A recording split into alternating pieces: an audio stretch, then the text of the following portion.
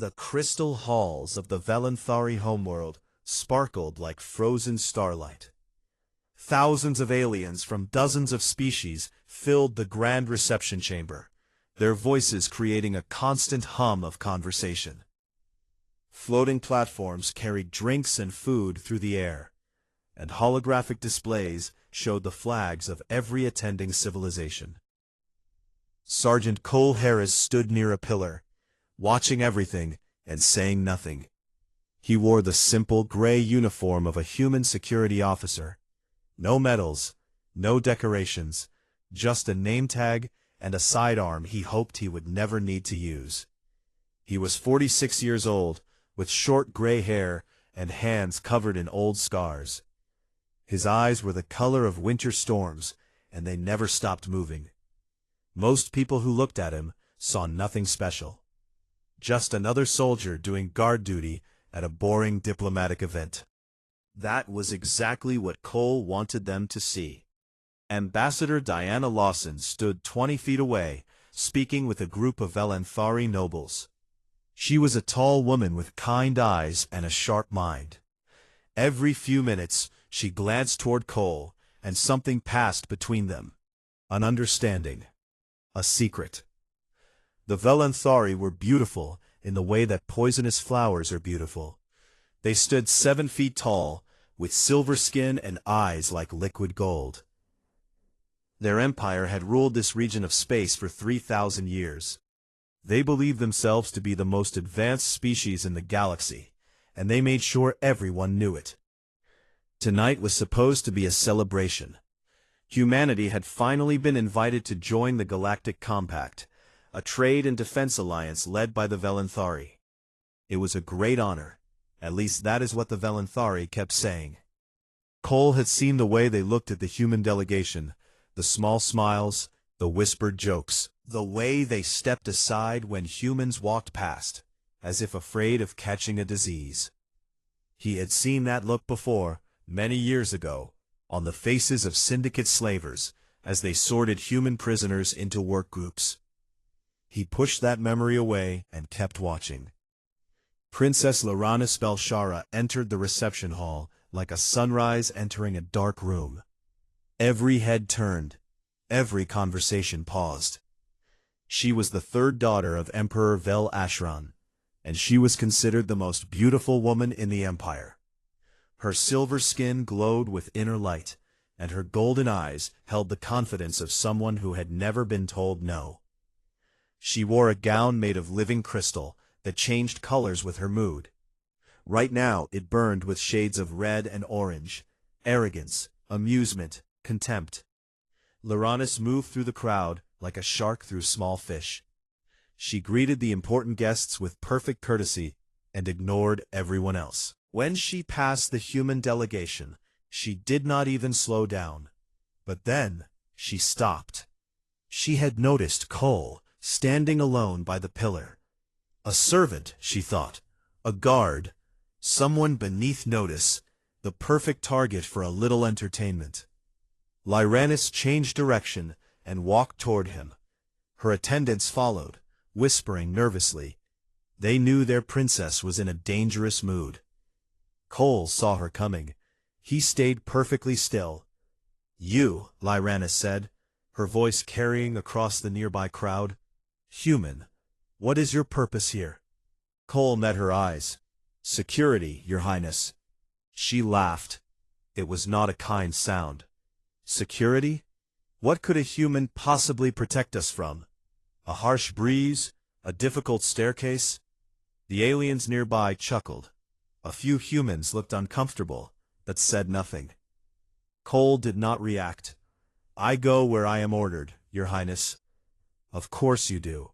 She began to circle him slowly, examining him like a farmer examining livestock. "Tell me, human, what is it like, coming from such a primitive world? Do you still live in caves? Do you still worship fire as a god?" More laughter from the crowd. It was growing now, as more aliens stopped to watch the entertainment. "We manage," Cole said quietly. "You manage," Lyrannis repeated. "Yes, I suppose you do. Like insects manage, Like bacteria manage. You crawl out of your dirt, you build your little ships by copying technology you do not understand. And then you come here and expect to be treated as equals. She stopped in front of him and leaned close. But you are not equals. You are guests, and guests should know their place.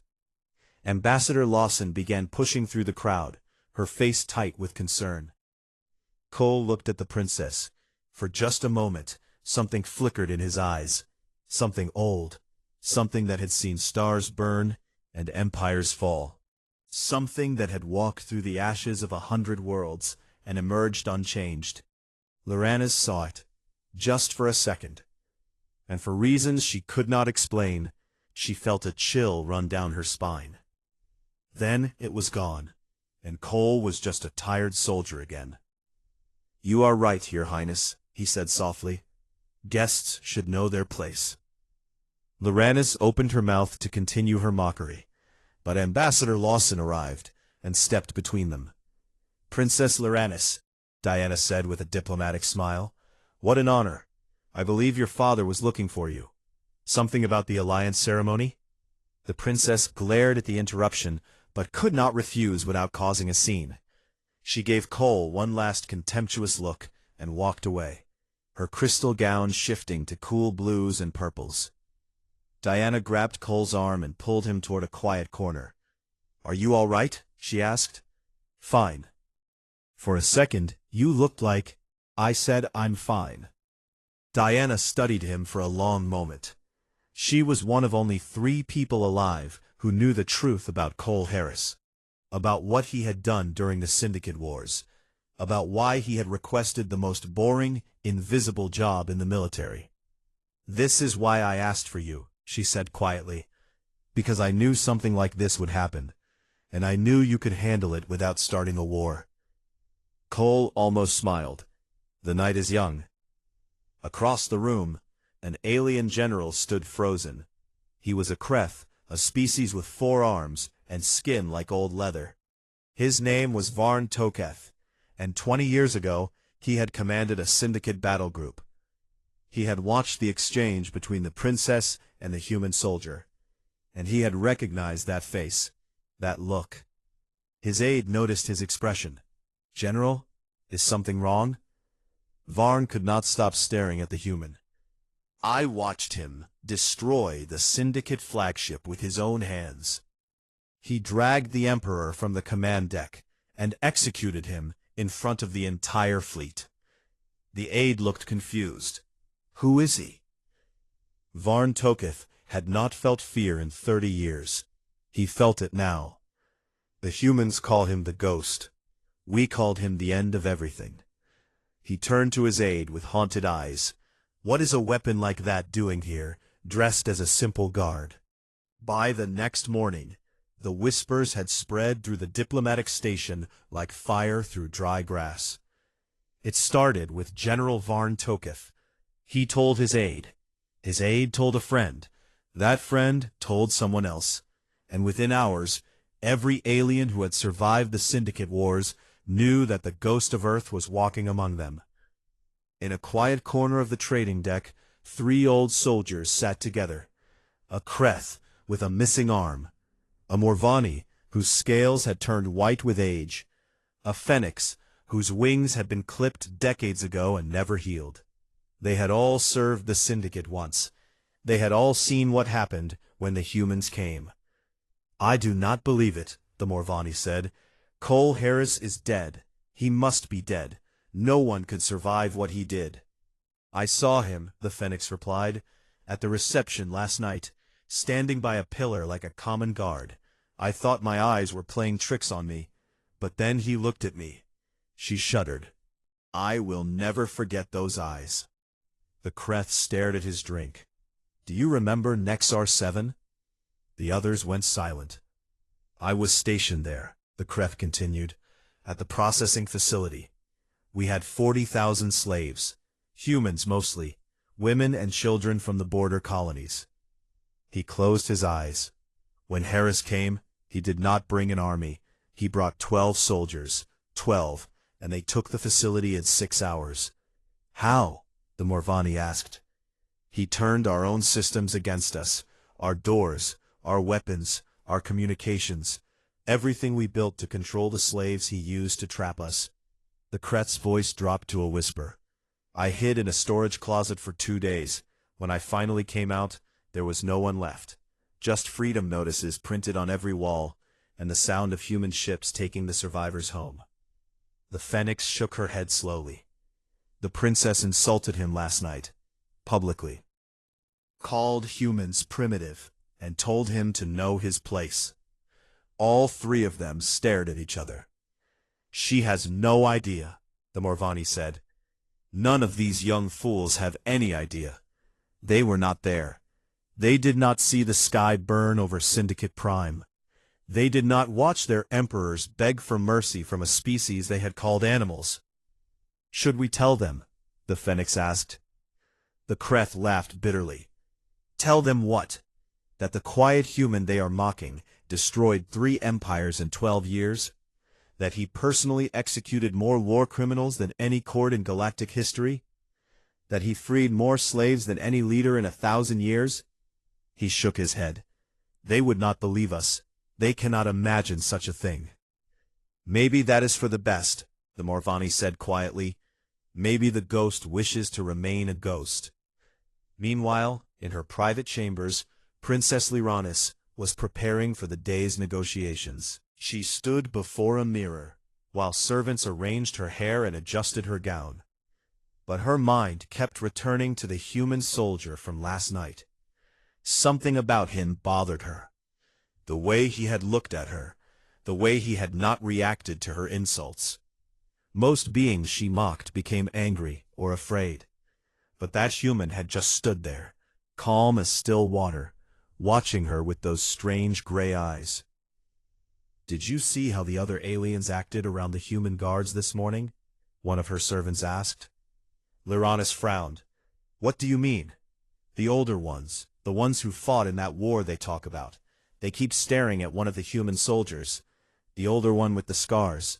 They look at him like he is a dangerous animal. Primitive superstition, Lyrannis said. Those old soldiers tell too many stories. Humans are weak. Their empire is young. They have achieved nothing that we did not achieve first and better. The servant bowed and said nothing more, but she was thinking about the look of terror she had seen on General Varn Toketh's face. A warrior who had fought in 12 wars, frightened of a single human. There had to be a reason. Cole Harris walked alone through the station's memorial garden. It was a quiet place, filled with strange plants and flowing water. Holographic plaques covered the walls, each one displaying the names of those who had died under Syndicate rule. Millions of names, billions, if you counted all the connected databases throughout the garden. Cole walked slowly, reading each plaque he passed. Human names mixed with alien ones. Entire families listed together. Children who had never grown up. Parents who had never found their sons and daughters. He knew many of these names. He had learned them during the war, reading intelligence reports and survivor testimonies. Every name was a reason to keep fighting. Every name was a weight he still carried. He stopped before a section dedicated to the colony of New Haven. 3,000 humans had lived there before the Syndicate came. None had survived. Cole's sister had lived on New Haven. His niece, his nephew. They were listed here, somewhere among the thousands. He did not look for their names. He already knew where they were. Excuse me. Cole turned. An elderly alien stood behind him. She was a Veth, a small species with gray fur and large dark eyes. Her body was bent with age, and she walked with a cane. I am sorry to disturb you, she said, but I recognized you. Cole's expression did not change. You must have me confused with someone else. No, she stepped closer. I never forget a face, especially not the face of the man who saved my life. Cole said nothing. Nexar 7, the old woman said, the processing facility. I was 6 years old. My mother had died in the transport. I could not walk. I was too weak. The guards were going to leave me behind when the evacuation started. Something shifted in Cole's eyes, a flicker of memory. "You picked me up," she continued.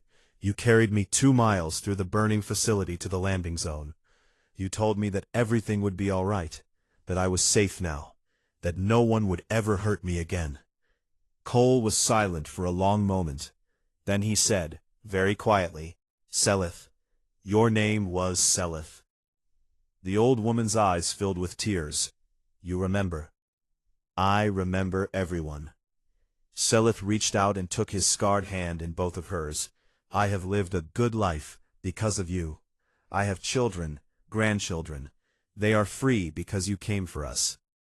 She lowered herself painfully to her knees. "No," Cole said. He bent down and helped her stand. "Do not kneel to me, please." "But you are." "I am just a man who did what needed to be done." He held her arms until she was steady. "The freedom you built afterward, the family you raised, that is the victory, not what I did." Selith wiped her eyes. "There are many like me on this station, survivors. We have heard that you are here. We have been watching over you." Cole almost smiled. "Is that so?" "We will not let anyone harm you, no matter who they are." She glanced toward the direction of the main hall. "Even foolish princesses who do not understand what they are dealing with." "She is young," Cole said. "The young make mistakes." "You are generous." Cole looked back at the wall of names. Not generous, just tired. Tired of anger, tired of hate, tired of war. He turned to face her. "I came here hoping that things had changed, that we could build something better than what came before. And if we cannot?" Cole's eyes hardened, just for a moment.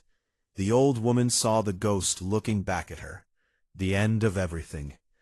"Then I will do what I have always done," he said quietly. "Whatever it takes to protect those who cannot protect themselves." The grand banquet hall was the most beautiful room in the Valanthari Palace. Crystal chandeliers hung from a ceiling painted with scenes of ancient victories. Tables stretched in long rows, covered with food and drink from 100 worlds. Every important species in the galaxy had sent representatives. This was the night when humanity would officially be welcomed into the Galactic Compact. Cole Harris stood against the wall, watching the crowd. He wore the same simple uniform as before. No medals, no decorations, just another guard doing his job. But things had changed since the reception. He could feel the eyes on him now. The older aliens who remembered the war watched him constantly. Some with fear, some with gratitude, a few with something that looked like worship.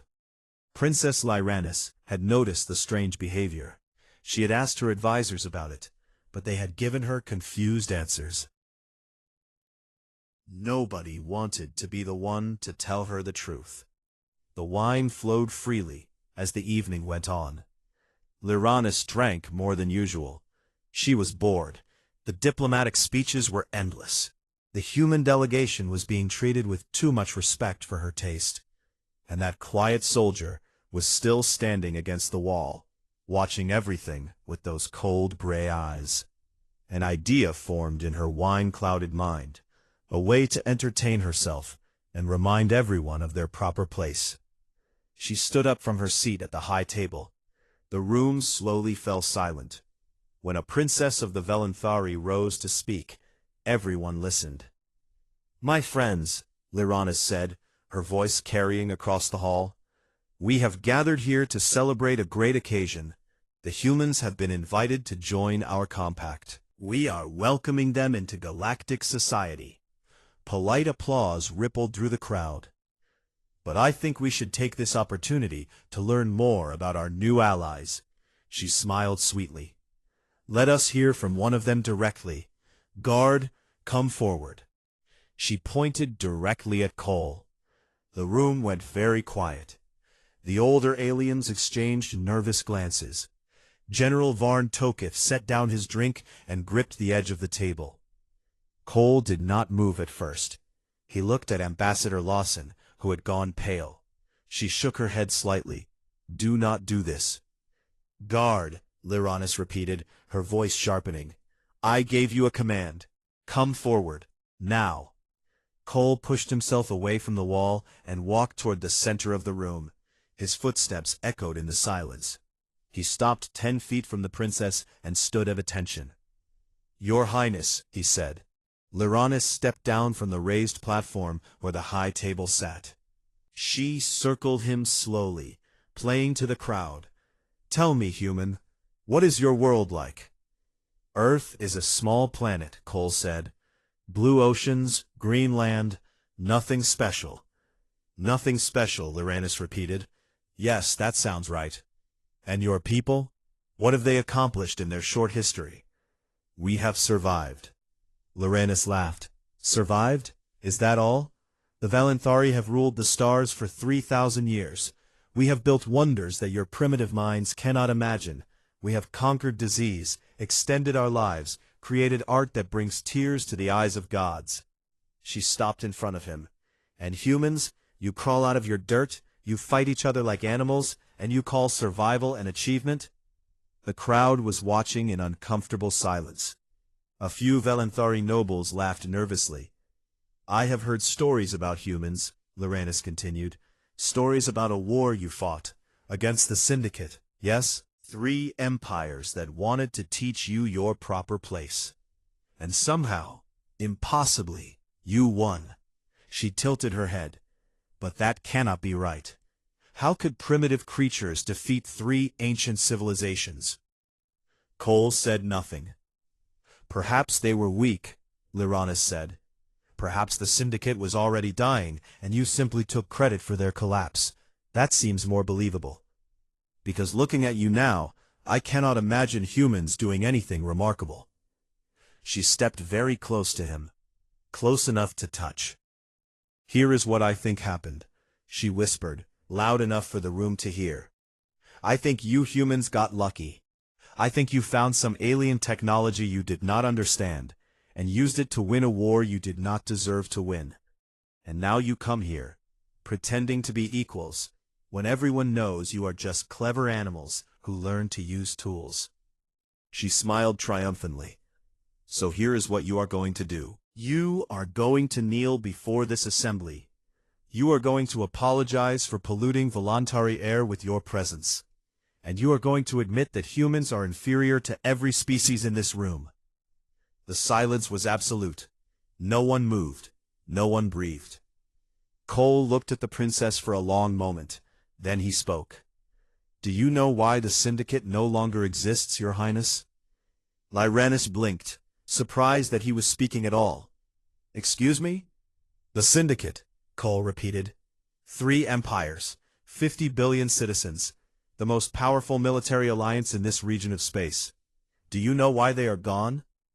I already told you. You got lucky. They killed my family. The words were quiet, but they cut through the room like a blade.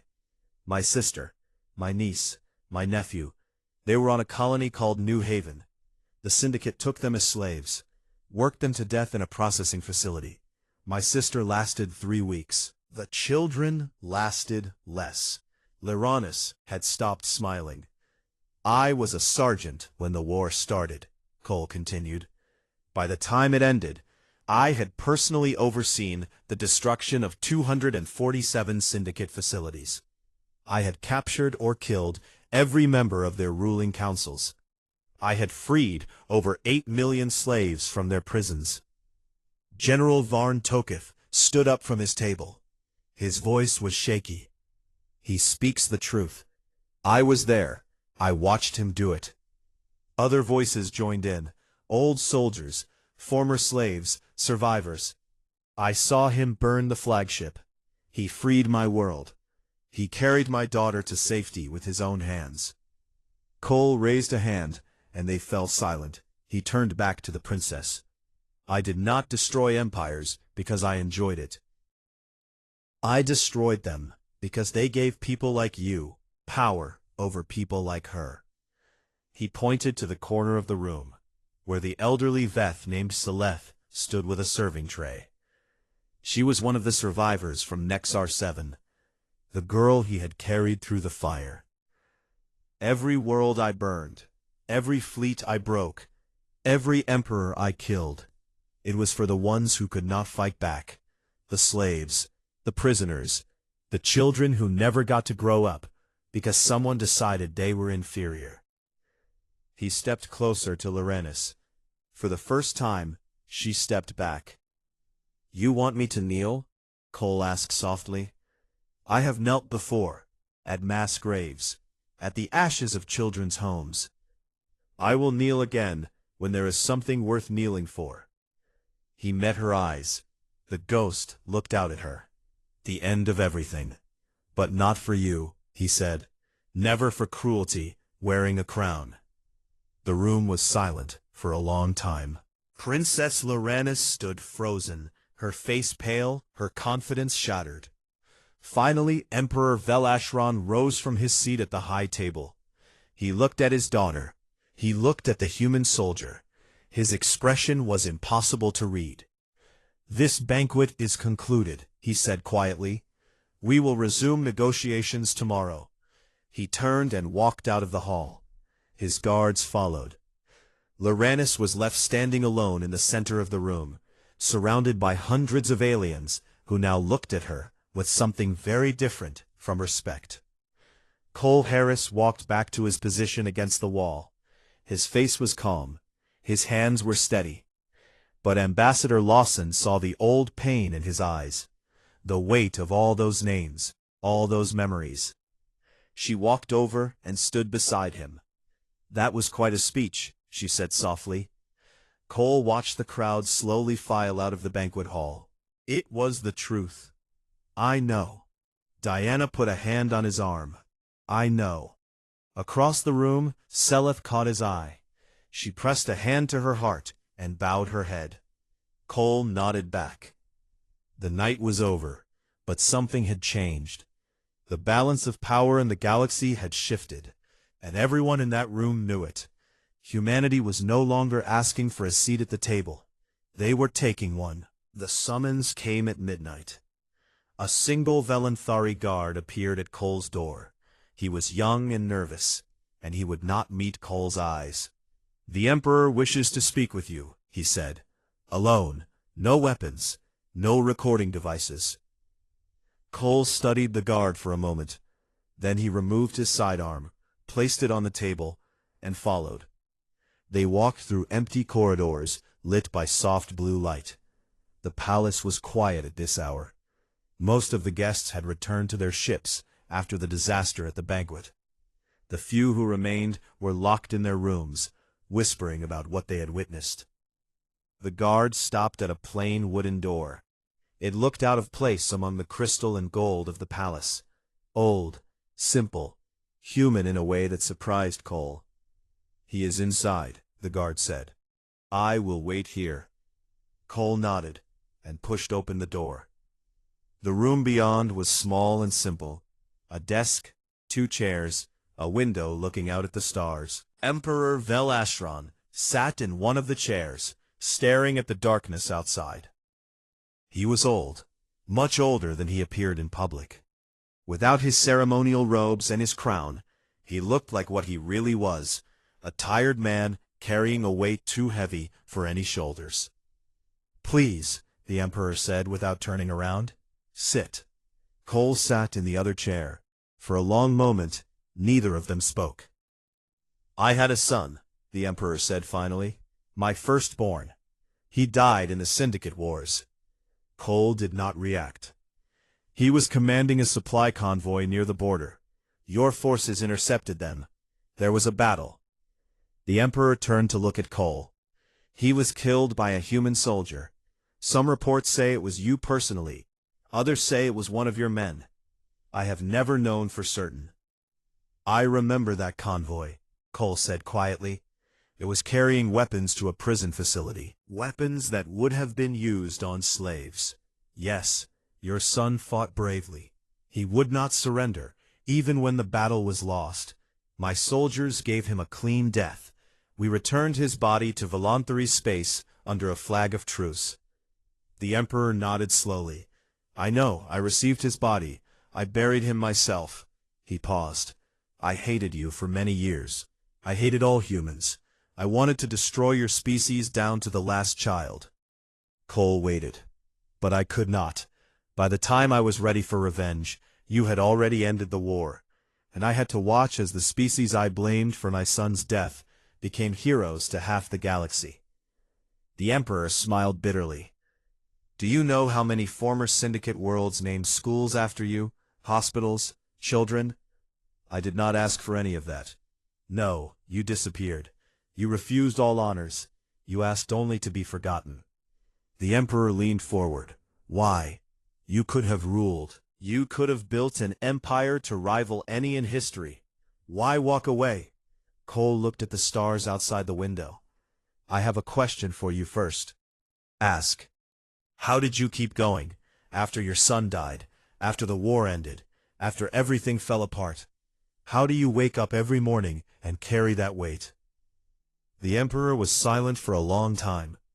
I ask myself that question every day, and I never have a good answer. He paused. But I think you understand. I think you carry the same weight I do, perhaps heavier. I do not live with it, Cole said. I live despite it. Every day I am still standing is a day I can make sure no one else has to become what I became. And what did you become? Cole met his eyes.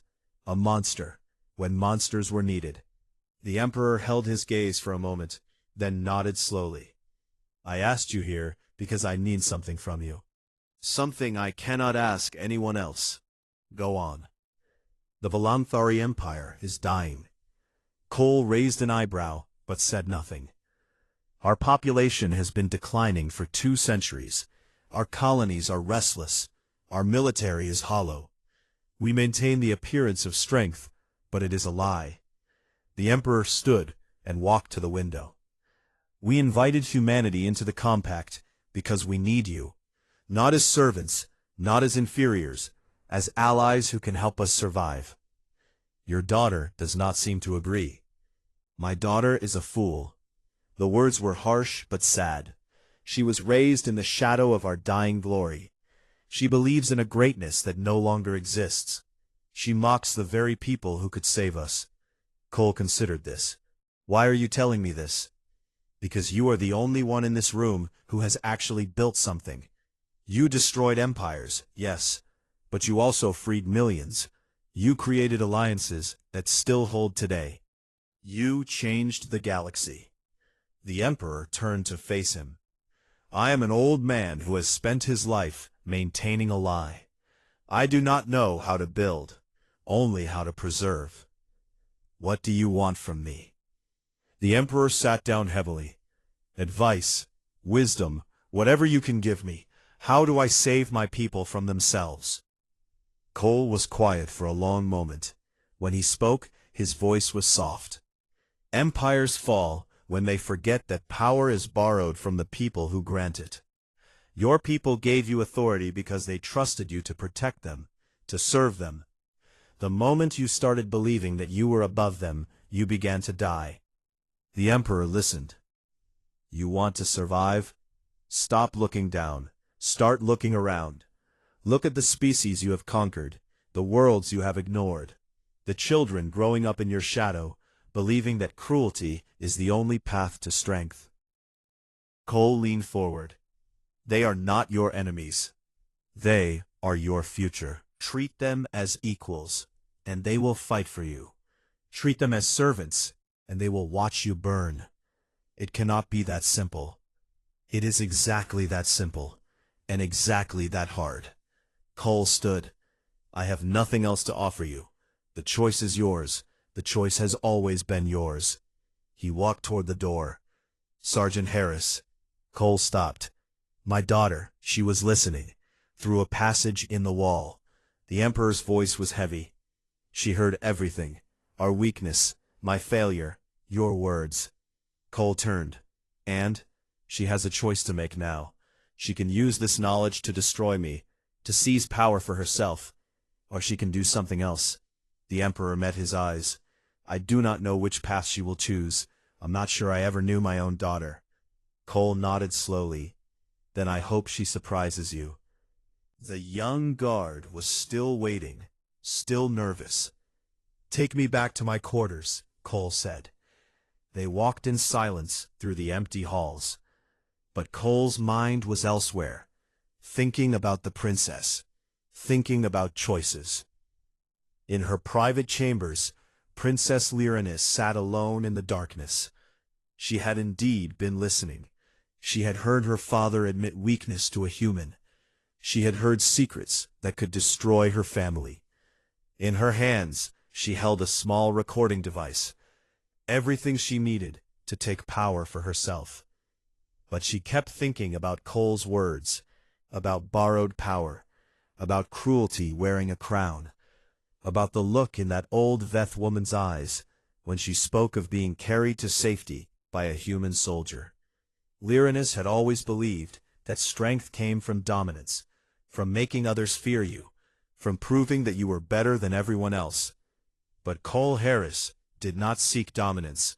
He did not demand respect. He simply was what he was. And half the galaxy honored him for it. She looked at the recording device for a long time.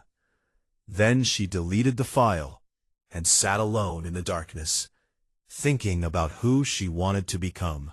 The final day of the summit arrived with a pale silver dawn. The diplomatic delegations gathered in the grand hall for the signing ceremony. But everyone could feel that something had changed. The air was different. The balance had shifted.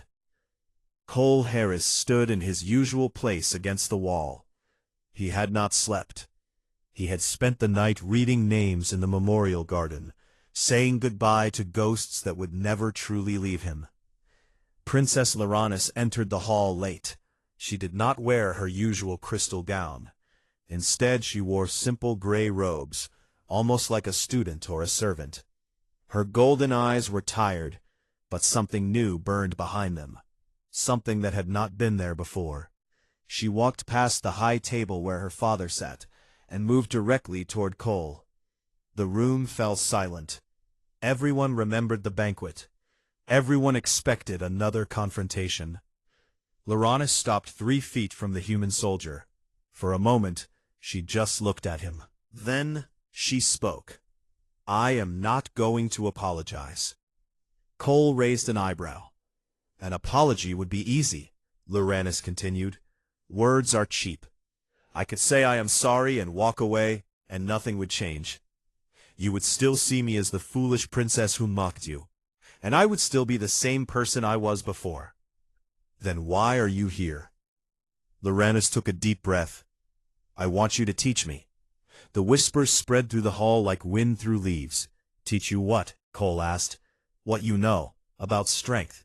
Real strength." She met his eyes without flinching. "I was raised to believe that power comes from making others small, that leadership means standing above everyone else. But I watched you last night. I watched how the survivors looked at you, how they spoke about you. You did not make them small. You lifted them up, and they love you for it." Cole studied her face for a long time. "You could be lying. This could be a trick." "It could be," Lyrannis agreed, "but it is not. I have spent my whole life being what my empire expected me to be. And it made me cruel. It made me blind. I do not want to be that person anymore. Change is hard. It takes years, decades. You will fail more often than you succeed. I know. And I cannot teach you anything. I can only show you where to look. The rest is up to you." Lyrannis nodded. "Then show me, please." Cole was silent for so long that some people thought he would refuse. Then he said very quietly, "Come find me in 10 years. Show me who you have become. We will talk then." It was not acceptance, but it was not rejection either. It was a challenge, a door left open. Lyrannis bowed her head slightly. "I will." She turned and walked back to her seat. Her father watched her with an expression that might have been hope. Ambassador Lawson stood at the podium, reading the terms of humanity's entry into the Galactic Compact. But the terms had changed overnight. New clauses had been added. Protections for all species, including those the Valenthari had once called lesser. Rights for former slaves, requirements for fair treatment and equal opportunity. The Velanthari delegation had objected to these changes at first, but then Emperor Velashrind had overruled them personally. No one knew why. No one except Cole. When the final document was signed, polite applause filled the hall. But everyone knew this was more than a trade agreement. It was the beginning of something new. A galaxy that might learn to be better than it had been before. After the ceremony, Ambassador Lawson found Cole standing on an observation deck, looking out at the stars. "You did well," she said. "I did nothing.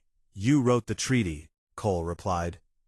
"I wrote the words, but you changed their minds." Diana stood beside him. "Do you know why I asked for you on this mission?" Cole shook his head. "Because I needed someone who could show them what humanity really is.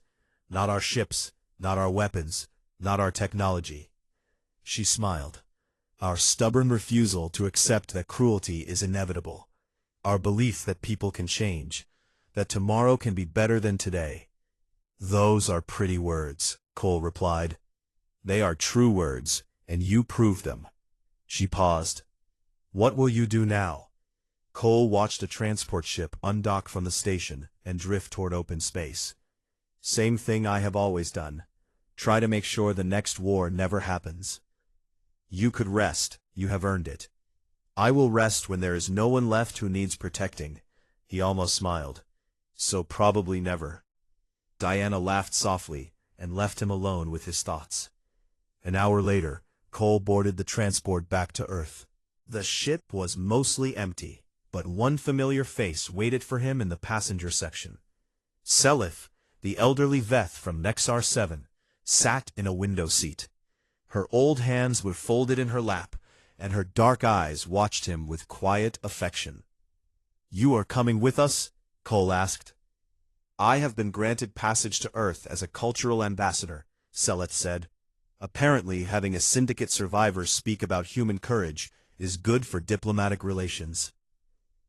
Cole sat down across from her. "Will you be all right? Earth is very different from what you know." "I have survived worse things than a strange planet," she smiled, "and I will not be alone. I have heard that there are many survivors on Earth. Communities of people who remember the war, who remember what you did for us." Cole looked uncomfortable. "I do not want monuments. I do not want worship." "That is too bad. You will get it anyway." Selith reached across and took his scarred hand. "But that is not why they honor you. They honor you because you gave them something more valuable than freedom. You gave them hope. The belief that one person can make a difference. That evil is not stronger than good." The ship shuddered as it broke free from the station's docking clamps. Stars wheeled past the window as they turned toward Earth. "What will you do when we arrive?" Selith asked. Cole thought about it for a moment. "There is a memorial on Earth, a wall with names, every human lost in the Syndicate Wars. I visit it sometimes. To remember?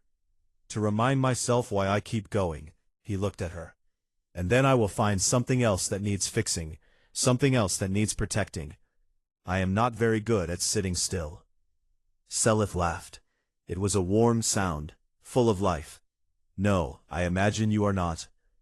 The ship accelerated toward the jump point. Behind them, the Velanthari homeworld grew smaller and smaller, until it was just another dot of light among billions.